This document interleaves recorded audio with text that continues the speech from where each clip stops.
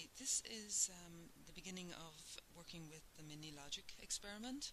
So the first thing we have to do is locate the experiment on our file, assuming you've already downloaded it from the EPW. So double click, I have it in the OU folder for 2011 and inside in the E prime folder. So here we have the experiment MiniLogic. You see I also have PrimeStroop and my data file from running PrimeStroop. So if you look under type, it tells you what type of files these are. So both MiniLogic and PrimeStroop are eStudio experiment files, and PrimeStroop.edat, see this one with the .edat, and is an eDataAid file. So what I'm going to do, I always find it's good to have a sort of a regime of keeping your files and folders so that everything is easy to find later on. So what I'm going to do before I start playing around with the MiniLogic experiment, I'm going to create a folder called MiniLogic versions, because I'm going to create lots of different versions as I go along, so that if things go wrong for me, I only have to backtrack to one previous version and not right back to the beginning. Now, at the end, I can delete all of those different versions and save my final version when I'm happy with it. So first of all, we'll go and create new folder, and we'll call this MiniLogic versions, and then we'll make a copy of the experiment, put it in here, and I'm going to call this MiniLogic 1, because this is my first starting point, and it means I don't have to download the experiment again if I forget to save it or if I do something wrong. So let's start then by opening the MiniLogic experiment. Okay, so as you can see, this is the basic experiment that we started with. So the first thing we want to do is open the session proc. This is our main procedure. And so I'll double click on that, and I'll just stretch this out here to show you the timeline. So the green is the starting point of your experiment and red is the ending point. And the initial experiment, as you well know, has very little in it. It starts with the instructions, just to press Y or N. Then it has a 1 second pause, and then it displays your screen. You respond Y to your screen. It asks you a question, and then that's the end of the experiment. So very, very little. If we run this program, what we find is it actually produces very little data. So we'll click OK and yes. Here's our display screen. Yes, press any key to start. That's the first one we have. Then we had a 1 second pause and this screen appears,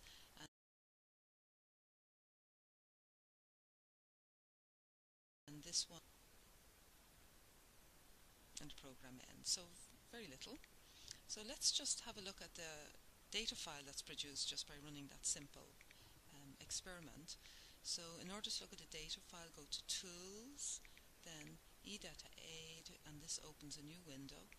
Go to the little icon for open folder and click that, and then navigate to where you've saved your E prime experiment in the first place. And so I have to go first of all to my desktop, and then I go down to OU 2011, so I click that. I see that I have an E prime folder there, and I'll double click on that, and now you see I have MiniLogic versions here. So I'm going to open that, and this is where I'm running my experiment. So this is where I'm going to find my data file. So let's double click and open that one. Now you see that we have very little data really in this. We have one row, and we have a little bit of information, subject, session, and so on, session date, session time, but generally not very useful information apart from that.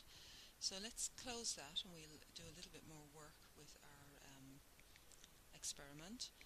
The first thing we want to do is, it sort of ends rather abruptly, so we just want to put a little bit of a thank you at the end. So I'm going to add an additional display screen. We already have a display screen with instructions, so we'll go back down here and we have another display, the same. So you just click, drag across and pop that there, release and pop it, and basically it's the same icon as this one, but we want to change the name of it.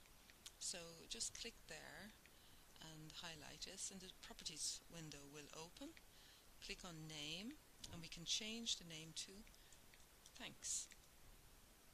And now we click here, it'll appear and we'll have thanks. Now the second thing of course we want to do is put something onto our display, so double click and this appears. Now you can type anything you like here to create a display screen, and I'm going to type thanks all.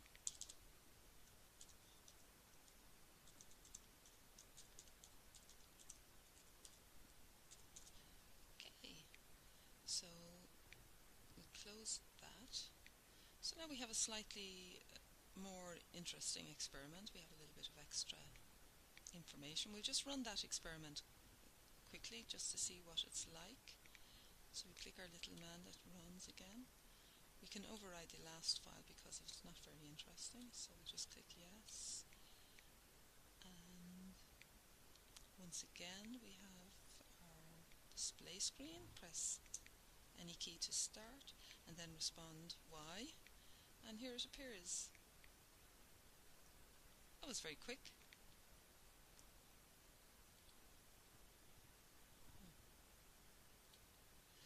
So we can check the data file again, but you'll find we haven't collected any more data, so there's no point to do that. So the next thing I just want to mention actually is that you can also use PowerPoint to display screens. So you say, well, why use ePrime? Biggest advantage of ePrime is that you can collect data using ePrime. You can collect responses, so like yes or no responses, correct, incorrect responses, or you could measure the response time, for example. So ePrime is a tool for creating experiments that will also collect your data for you. So it has that advantage over PowerPoint. And so when it comes to your ALE or your residential school, you will have a choice between PowerPoint and ePrime. So it's worth kind of playing around with this, because it's actually, you can create some very effective, simple programs that you can use to display information and collect data. So what I want to do now is to sort of backtrack a little bit. And I want to just start going through these one by one, and maybe we'll make a few changes. So first of all, instructions. What I want to do is double click on the instructions. Okay, you have these are our instructions that we have already. And if you go up here to this little button, properties button, when you have the instructions window open and click that, you get a very interesting window here which shows the text. You can see the text here that's on your instructions, but it also allows you to position it on the screen to decide, do you want black or white or color, forward, front or font, and so on. It also has a number of tabs across here which are going to be very, very useful. And just to have a look at one of the things we have is duration, for example. So we just click duration and see what we get. So here now you see that we have the duration for this screen is infinite here. We have device that it has to respond to is the keyboard. It allows any.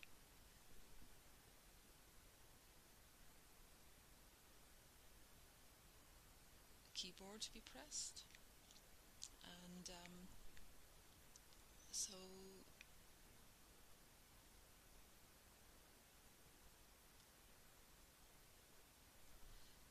you could also have here, you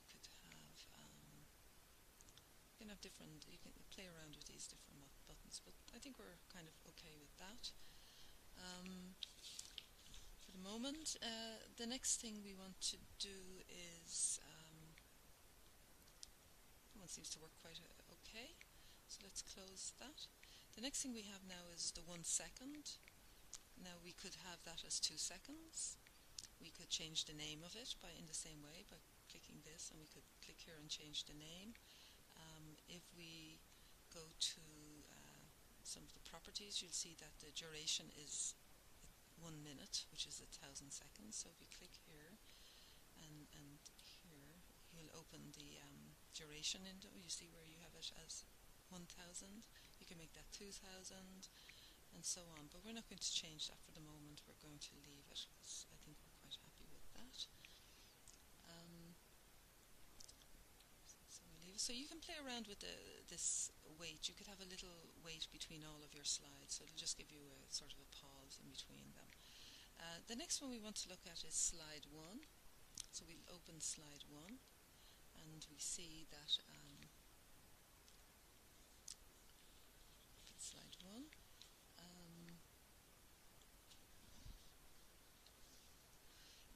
If we want to make some changes in relation to this one, so you can click here. You see a list of all the different potential slides you can have. So click slide 1 because this is what we're interested in, and you see once again the little properties window here. So now you can open that, and we'll just have a look at the duration on this one. Now here you see that once again it's respond to the keyboard. The duration is infinite, so it stays on the screen until you respond. Allowable keys are YN, and we have uppercase and lowercase. So you can respond in either. We can restrict this and make it lowercase only. So so we can apply that. So that would be a little change we can make. Okay, so that's our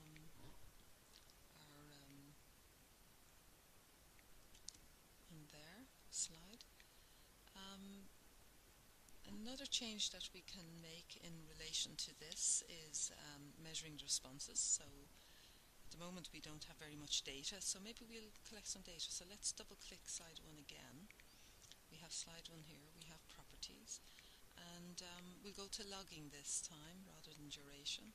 So let's click logging. Now what we're interested in is usually accuracy responses, reaction time, RT, which is response time,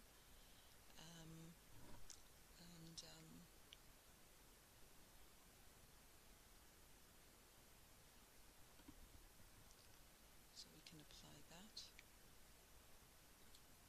and then click OK.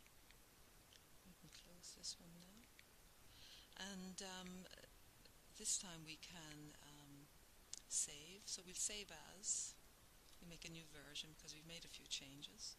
So we may change this to MiniLogic 2 and save it, and now we'll try running it again.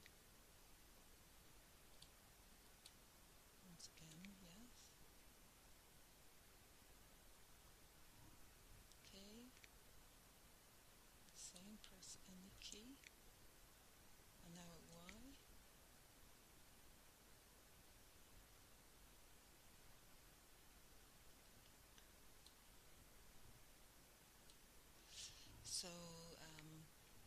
So we just see what data did we collect. So we'll go back and have a look at the file, eData aid, and we'll open the file, and now you'll see that we have, this always goes back to this because I've set it as a default, so I have to navigate each time. And here we have our second file. Do we have some more information? Now we have slide accuracy 0 because we haven't really set anything there. And response time we have 1325, so it's quite a slow response time. However, we have a little bit more information, so we just close that. And but now we just want to have a look at this because this one is disappearing very quickly, very suddenly. So we'll go back and make some adjustments to this one, to the duration. So let's double click to thanks, and now we will go up here and we'll go to this window. Once again we look at duration. So here we will have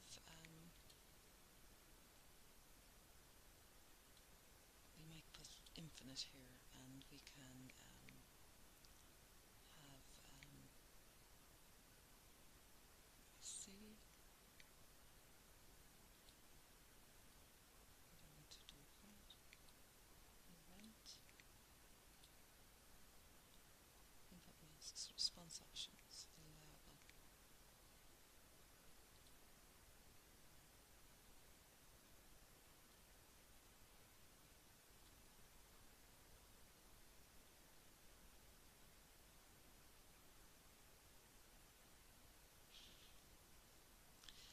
And here we're going to respond to the mouse, or rather we respond to the keyboard, I think is best. So here we have OK, and allow any key, so you can press any key. And so we'll apply this, and then we click OK, close it. Let's just run our experiment again.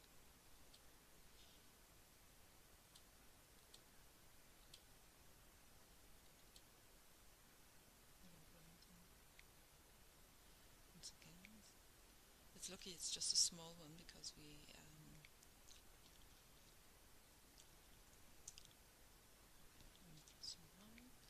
and now you have thanks all.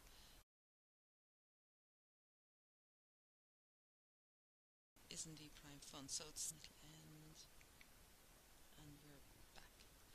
Okay, well I think that's enough for the moment. We've saved our file, and I